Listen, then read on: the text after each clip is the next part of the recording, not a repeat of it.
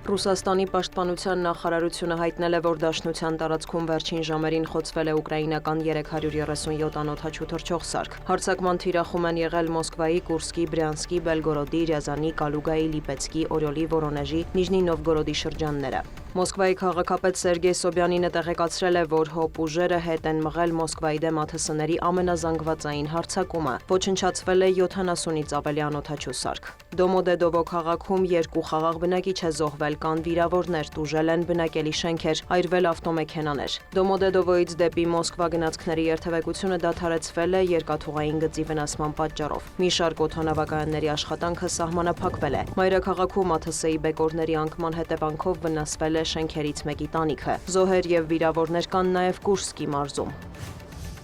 Վոլոդիմիր Զելենսկին Սաուդյան Արաբիայում հանդիպել է թագաժառանգ Մոհամմեդ բեն Սալմանի հետ շնորհակալություն հայտնել Ուկրաինային աջակցության եւ երկրի ապագային հավատալու համար։ Կողմերը քննարկել են այդ թվում ուկրաինացի գերիների վերադարձի եւ անվտանգության երաշխիքների հարցերը, անդրադարձել ներդրումների եւ տնտեսական երկկողմ գործակցության ոլորտներին։ Զելենսկին հայտնել է, որ Ջիդայում է նաեւ իր թիմը, որը հանդիպելու է ամերիկյան պատվիրակության հետ։ Հուսով եմ գործնական արդյունքներ կտեսնենք։ Ուկրաինայի դիրքորոշումն այս բանակցություններում լիովին կառուցողական է լինելու, հավելել է նախագահը։ Հիշեցնենք, որ ուկրաինական պատվիրակությունը ներկայացնելու են նախագահի աշխատակազմի ղեկավար Անդրիյ Երմակը, աշխատակազմի ղեկավարի տեղակալ Պավլո Պալիսան, արտաքին գործերի եւ պաշտպանության նախարարները։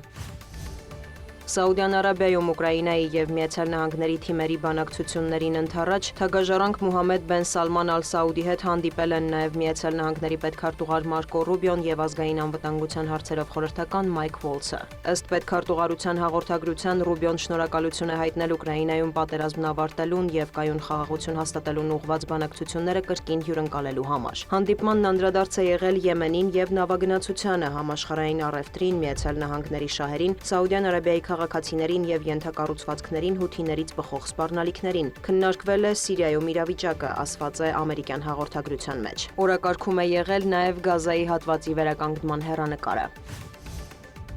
Մինչև Ջիդա հասնելը Մարկո Ռուբիոն ինքնաթիռում զրուցել է լրագրողների հետ, մեկնաբանել ռուս-ուկրաինական կարգավորման հեռանկարը։ Նա շեշտել է, Ռուսաստանը չի կարող գրավել ամբողջ Ուկրաինան, իսկ Ուկրաինայի համար շատ դժվար կլինի ողջամիտ ժամանակահատվածում ստիպել ռուսներին վերադառնալ 2014 թվականի դիրքեր։ Պատերազմի միակ լուծումը դիվանագիտությունն է եւ կողմերին բանակցությունների սեղանի շուրջ նստեցնելը։ Կարծում եմ ֆրանսիացիներն ու բրիտանացիներն էլ մեծապես աջակցել են այդ հարցում, նշել է պետքարտուղարը։ Նա հավելել է, որ Կիևի հետ հազվագյուտ մետաղների մասին գործարքը քննարկման փուլում է։ Պարտադիր չէ, որ այն կնքվի հենց վաղը, սակայն նախագահ Թրամփը ուզում է, որ այն կնքվի, շեշտել է Ռուբիոն, հավելել, այդ հարցը ամերիկյան եւ ուկրաինական թիմերի բանակցությունների օրակարգի ամենակարևոր կետը չէ։ Մենք ցանկանում ենք հասկանալ Կիևի դիրքորոշումը, պատկերացում կազմել, ինչ զիջումների են նրանք պատրաստ գնալ։ Հրադադար եւ պատերազմի դադարեցում չի լինի, եթե կողմերը զիջումների չգնան, ընդգծել է դիվանագետը։ Ինչ վերաբերում է Ուկրաինային ամերիկյան ռազմական աջակցության դադարեցմանը, պետքարտուղարը նշել է, որ այդ հարցը կարող է վերանայվել Կիևի եւ Վաշինգտոնի թիմերի բանակցությունների արդյունքում։ Դա տեղի կունենա, եթե մենք զգանք, որ ուկրաինացիները հավատարիմ են խաղաղության գործընթացին, ասել է Մարկո Ռուբիոն։ Պատասխանելով Թրամփ-Պուտին հնարավոր շփումների մասին հարցին, պետքարտուղարը հայտարարել է.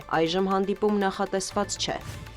Թուրքիայի նախագահն ամփոփել է օրերս Ադրբեջանի նախագահի հետ ունեցած հանդիպման արդյունքները։ Ռեջեփ Էրդողանը հիշեցրել է, որ Իլհամ Ալիևի հետ առցանց մասնակցել է Իգդիր Նախիջևան գազատարի բացմանը, խորհրդակցություններ անցկացրել մի շարք կարևոր հարցերի, այդ թվում Հայաստանի հետ խաղաղության բանակցությունների շուրջ։ Թուրքիայի նախագահն անդրադարձել է Սիրիայում իրավիճակին, նշել, Անկարան դատապարտում է անարդարությունն ու ահաբեկչությունը։ Սիրիայի իշխանությանն անհրաժեշտ խորհրդատվություն ենք տրամադրում ներկայիս լարվածությունը հնարավորինս շուտ հաղթահարելու համար։ Սիրիայի նախագահ Ահմեդ Ալ-Շարան վարում է ներառական քաղաքականություն, որը բացառում է ռևանշիզմը, ասել է Էրդողանը։ Նա խոսել է նաև եվրոպական անվտանգության խնդիրներից, նշել, եվրոպացի գործընկերները պետք է հասկանան Թուրքիայի դերը եւ հաշվի առնեն դա իրենց ռազմավարությունը մշակելիս։ Էրդողանի խոսքով Անկարան փորձում է բարելավել հարաբերությունները Եվրամիության հետ եւ ցանկանում է լիարժեք անդամակցություն ստանալ։ Դիանա Գասպարյան, լուրեր։